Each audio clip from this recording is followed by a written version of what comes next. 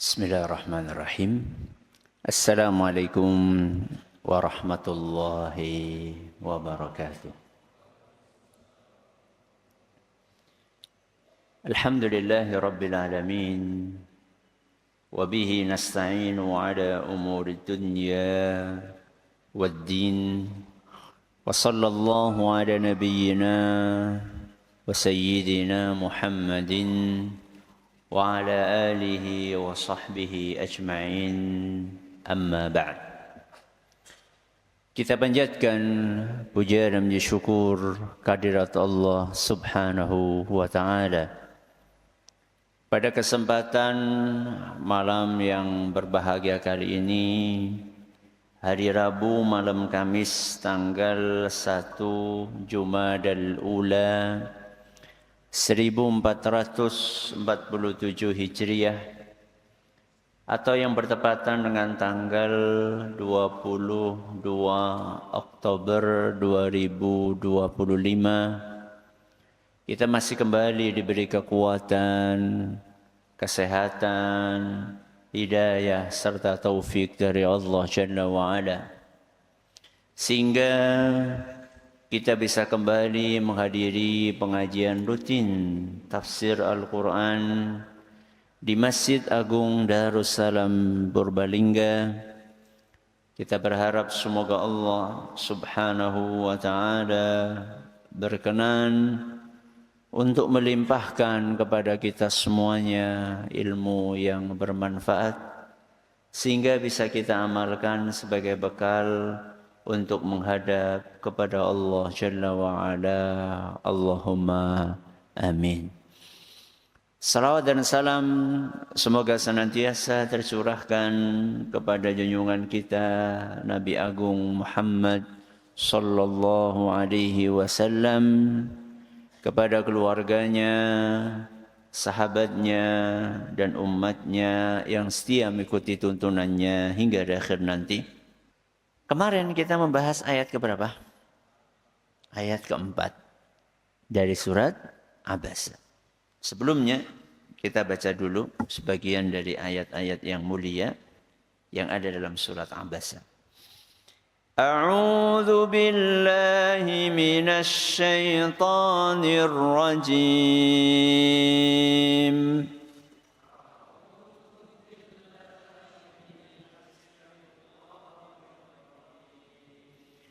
Bismillahirrahmanirrahim.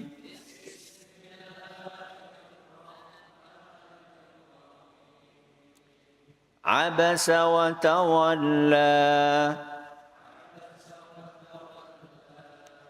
an ja'ahul a'ma.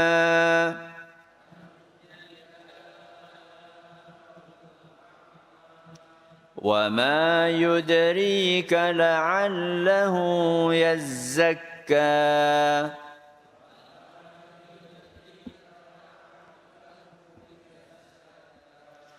أَوْ يَذَّكَّرُ فَتَنفَعَهُ الذِّكْرَى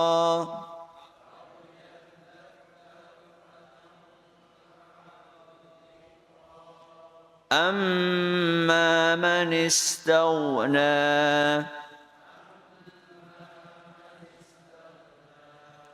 فَأَنْتَ لَهُ تَصَدَّى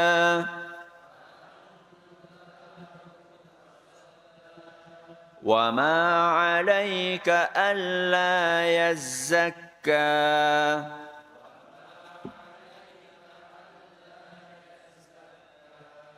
وَأَمَّا مَنْ جَاءَكَ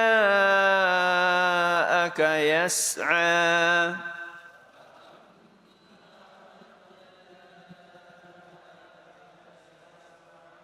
وَهُوَ يَخْشَى فَأَنْتَ عَنْهُ تَلَهَّى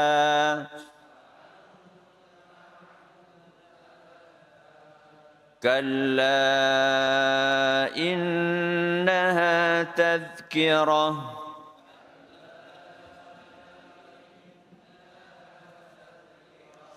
Jamaah sekalian rahimani wa rahimakumullah. Pada pertemuan yang lalu kita membahas ayat yang keempat. Apa bunyinya?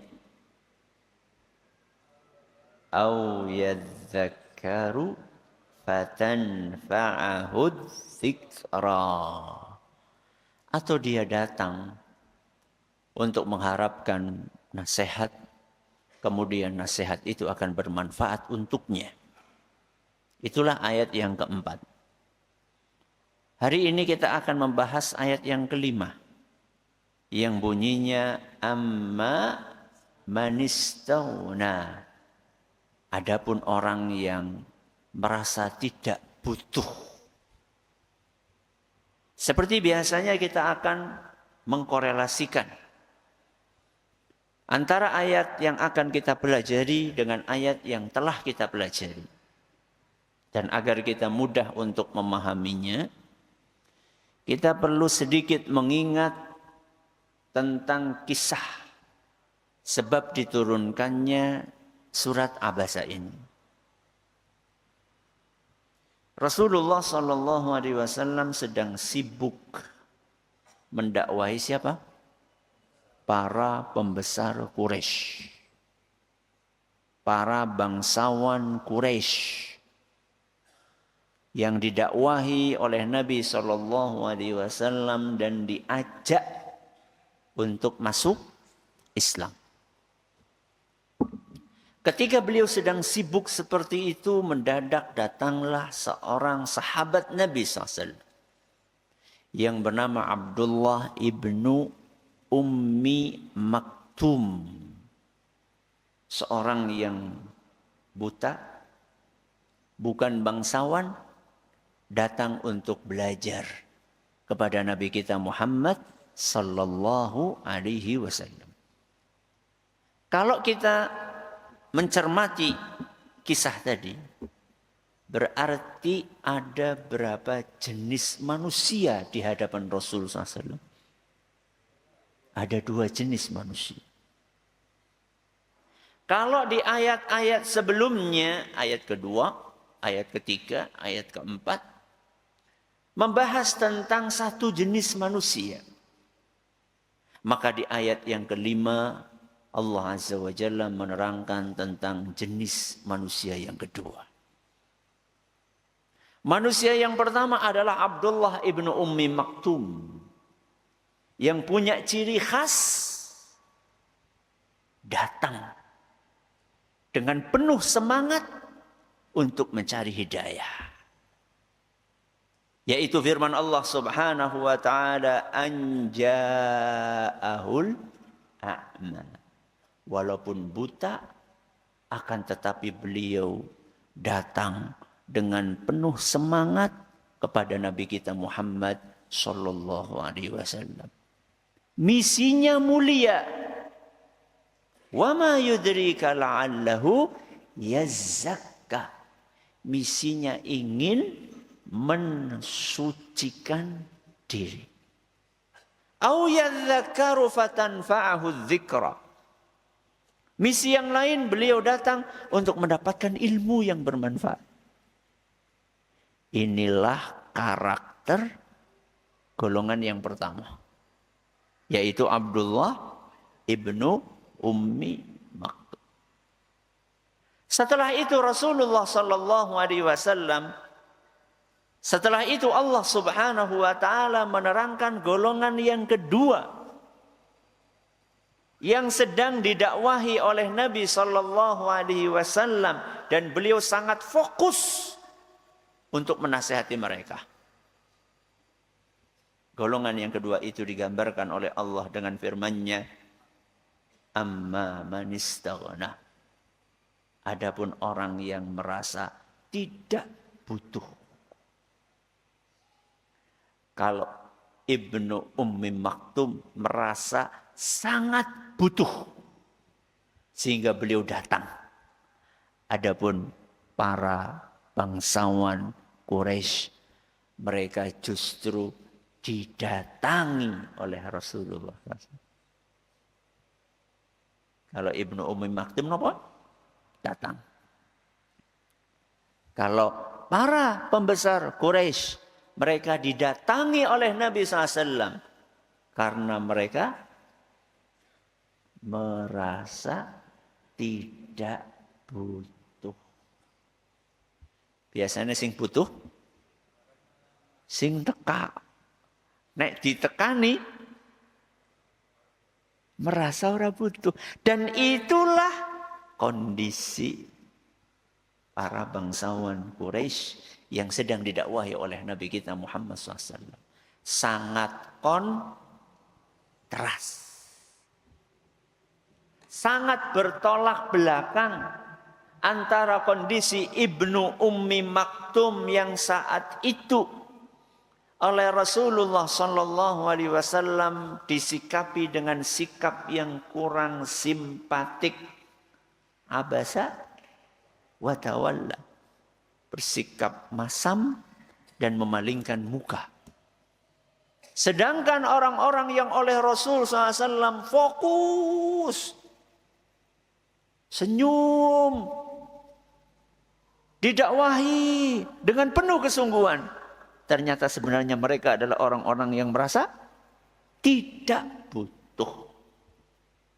Jadi ayat yang kelima ini sedang menerangkan golongan kedua yang ada di hadapan Nabi Shallallahu Alaihi Wasallam, yang karakter dan sifatnya berbeda jauh dengan Ibnu Ummi Maktum.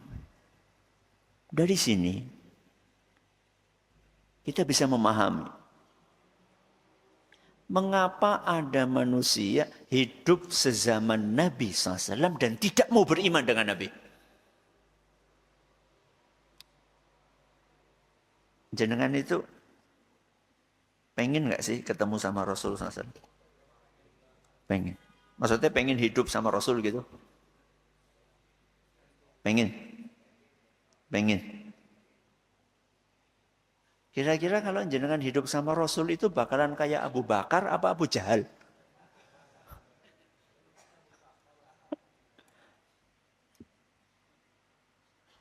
Kok ada manusia kayak Abu Jahal? Rasulullah SAW itu manusia yang sempurna lahir batin. Jasmani, rohani. Jasmaninya beliau Masya Allah ganteng ngepol. Gak cuma ganteng, murah, senyum. Orangnya ramah. Pokoknya yang jagong bersama beliau, kalau kita duduk bersama beliau itu kita akan merasa nyaman. Beliau nggak cuma ramah, nggak cuma ganteng, nggak cuma murah senyum, tapi ilmu beliau itu sangat dalam. Orangnya sangat solih dan pantang menyerah untuk mengajak orang lain beriman. Didakwahi siang, malam, disakiti beliau maafkan, dicaci maki beliau maafkan. Ingat kan ketika Fathu Makkah, penaklukan apa? Kota Mekah. Saat itu kaum muslimin dengan pasukan yang banyak dan tidak mungkin akan bisa dikalahkan oleh para musyrikin Quraisy yang tersisa saat itu.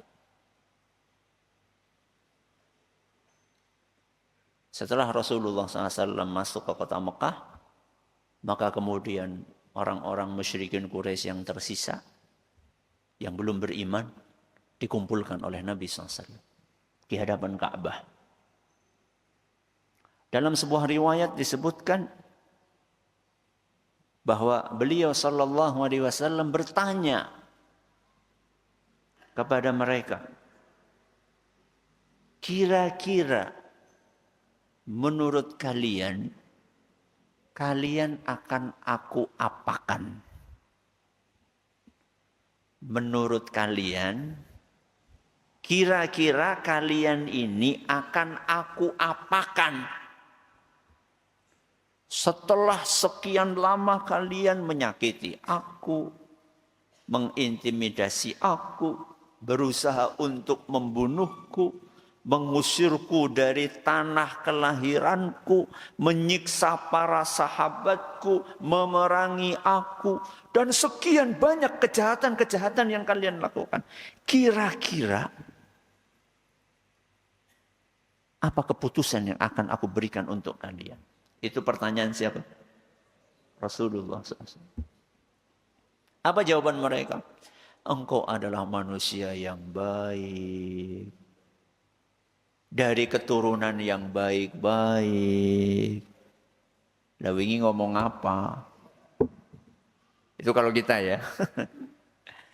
Maka dalam riwayat itu Nabi SAW menyampaikan, idhabu wa antumut tulaqa. Silahkan kalian semuanya bebas. Seharusnya kalau orang hidup dengan manusia seperti ini, akan mudah menerima hidayah. Tapi kenapa ada jenis-jenis manusia seperti Abu Sinten mau? Abu Jahal. Ada manusia seperti Abu Lahab. Ada seperti manusia seperti Ubay bin Khalaf. Ada manusia seperti Abdullah bin Ubay bin Salul. Orang-orang musyrikin Quraisy, dedengkot musyrikin Quraisy, dedengkot kaum munafikin yang nggak mau beriman kepada Nabi kita Muhammad SAW. Padahal beliau sangat lembut, sangat pemaaf, sangat ganteng, sangat sabar. Kok bisa orang hidup bersama beliau belasan bahkan puluhan tahun nggak mau beriman? Jawabannya ada dalam ayat yang akan kita pelajari malam hari ini. Amma manistaghna. Karena mereka itu punya penyakit namanya istaghna. Istaghna niku artinya merasa ndak butuh. Apa? Merasa ndak butuh. Ndak butuh apa? Ndak butuh nasihat. Merasa ndak butuh hidayah. Merasa ndak butuh wahyu.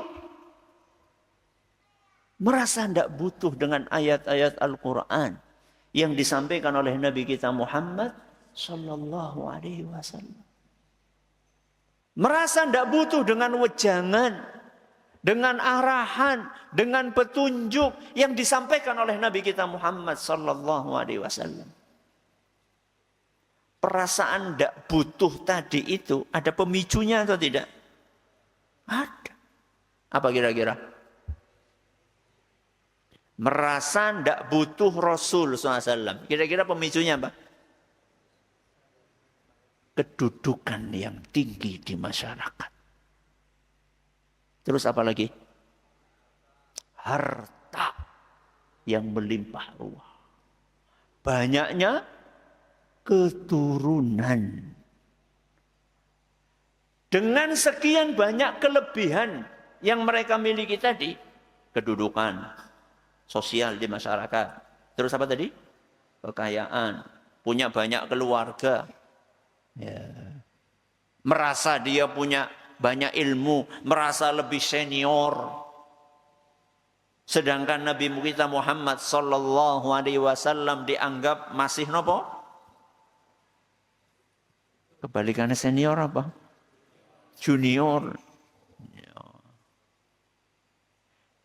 Akumulasi dari faktor-faktor tadi itulah yang kemudian mereka menjadi merasa apa? Tidak butuh.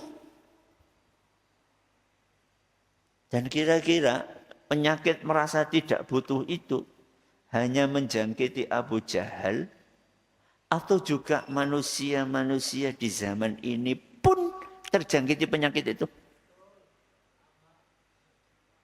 Ada nggak manusia di zaman ini yang sama penyakitnya dengan Abu Jahal? Merasa apa? Merasa wong sugih kok. Masa nyong sing teka, kai sing teka ngene. Gak mau untuk menghadiri pengajian. Kudune ustate sing teka ngene. Masya Allah. Kenapa? Merasa gak butuh. Saya pernah sampaikan kisah di sini. Kalau nggak salah. Syekh bin Baz. Syekh bin Baz rahimahullah. Salah seorang ulama besar abad ini. Yang sangat terkenal dengan kezuhudannya. Wala nuzaki Allah. Dengan ilmunya yang luas. Dengan ketawaduannya. Bismillah. Beliau itu kalau siang, zuhur, itu selalu mengundang. Selalu open house lah gampangane. Nek bahasane dhewek apa?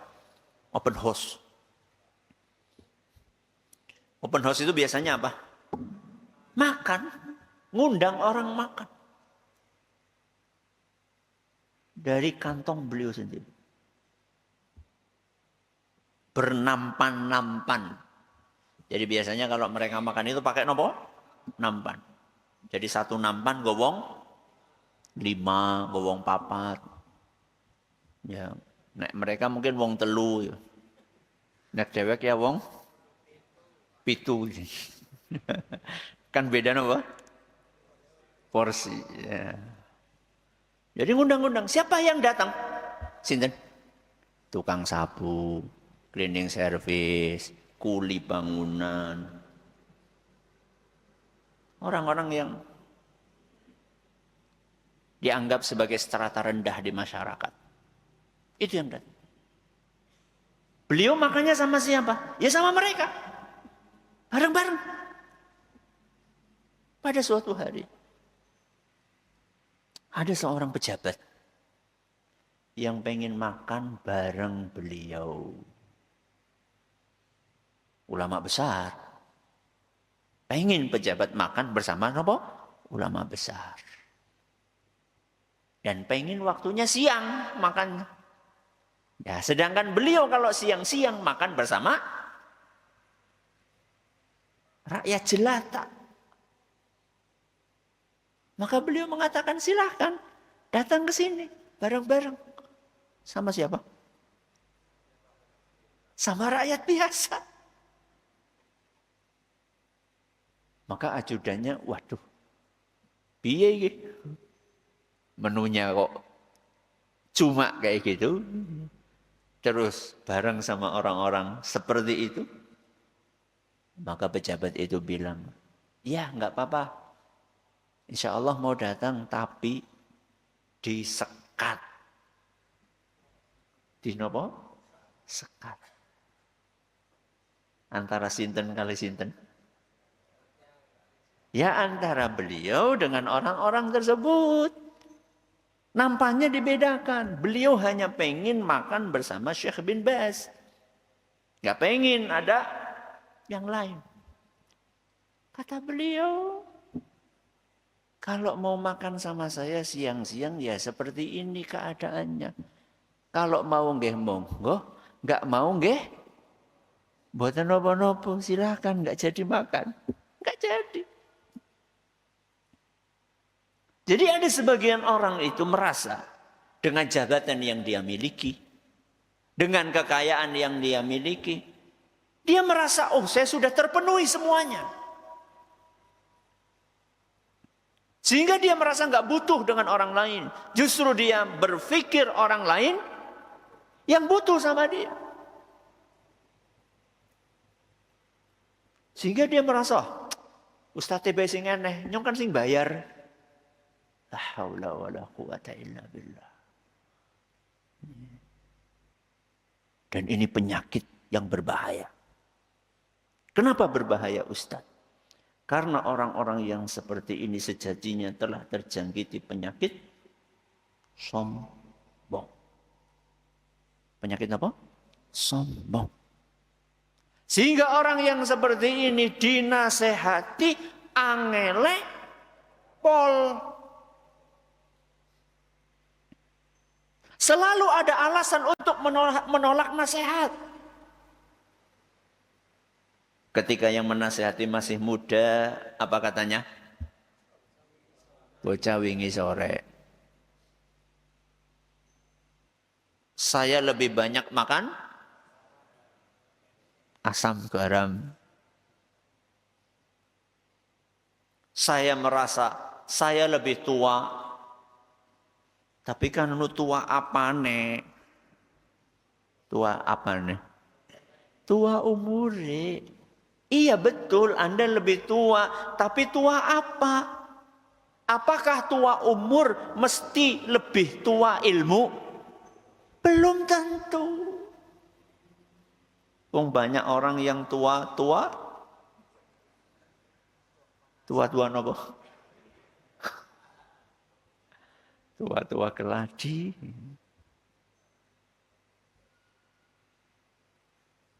Dia merasa, oh ini masih umurnya di bawah saya. Saya lebih senior. Harusnya saya yang ngomong, bukan dia yang ngomong.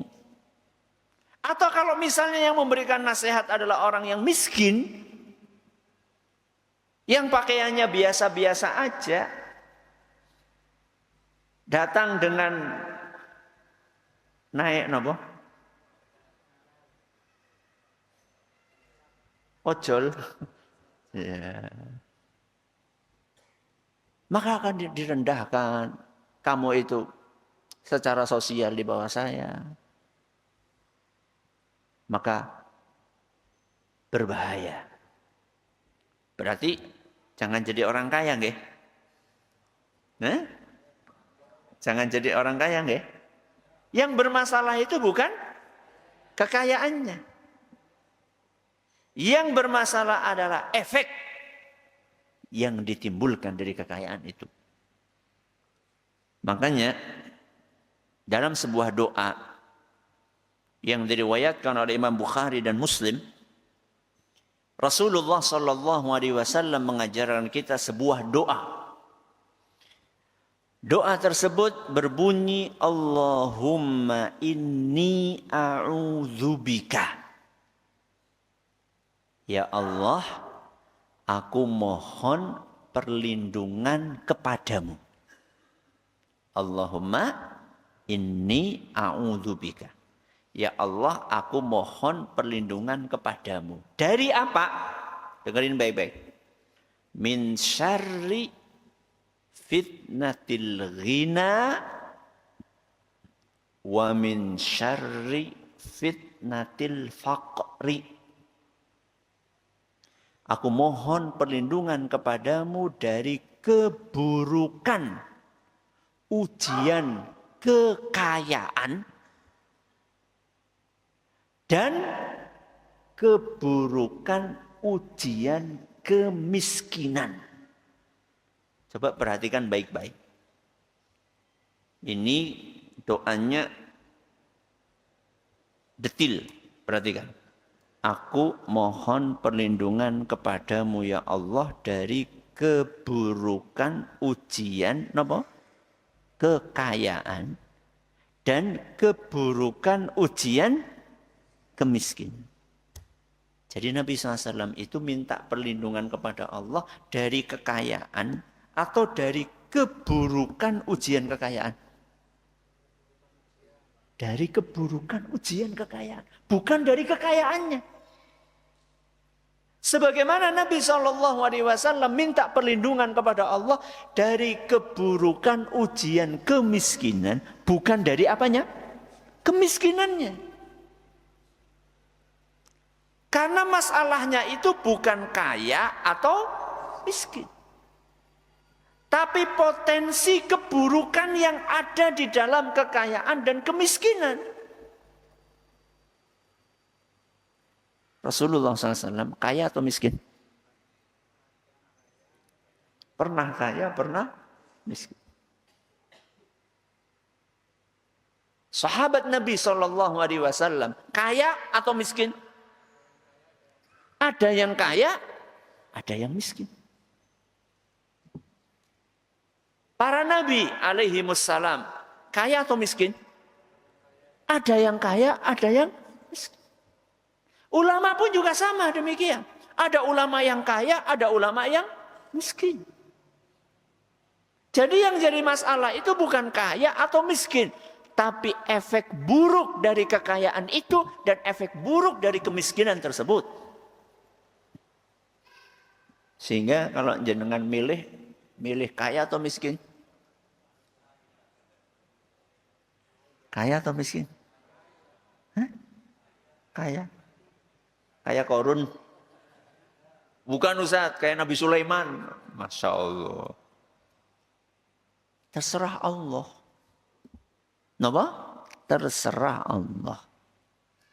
Seandainya Allah menjadikan kita orang kaya, maka jadilah kaya yang bersyukur. Kalau Allah jadikan kita sebagai orang miskin, maka jadilah orang miskin yang bersabar. Sehingga kaya atau miskin tetap bisa masuk surga. Yang kaya masuk surga dengan syukurnya, yang miskin masuk surga dengan sabar. Mudah-mudahan Allah masukkan kita ke surga dengan cara apapun. Sudah siap? Siapa tuh belum? Amplung temen.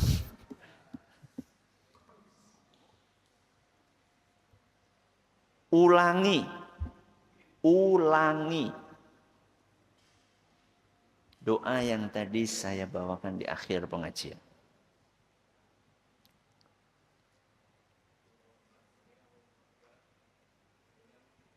Min syarri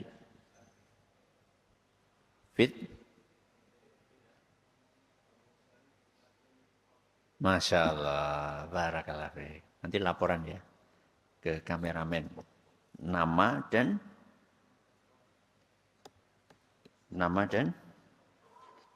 nomor WA. Baik. Apa yang menyebabkan banyak pembesar-pembesar Quraisy tidak mau beriman kepada Rasulullah SAW? Istaghna. Apa artinya? Merasa tidak butuh. Gara-gara kedudukan, kekayaan, dan seterusnya. Silakan daftarkan diri. Mudah-mudahan bermanfaat apa yang kita pelajari. Yang belum beruntung, dalam tanda kutip, silakan daftar sendiri. Kita akhiri. Subhanakallahumma wa bihamdika asyhadu an la ilaha illa anta astaghfiruka wa atubu ilaik. Assalamualaikum warahmatullahi wabarakatuh.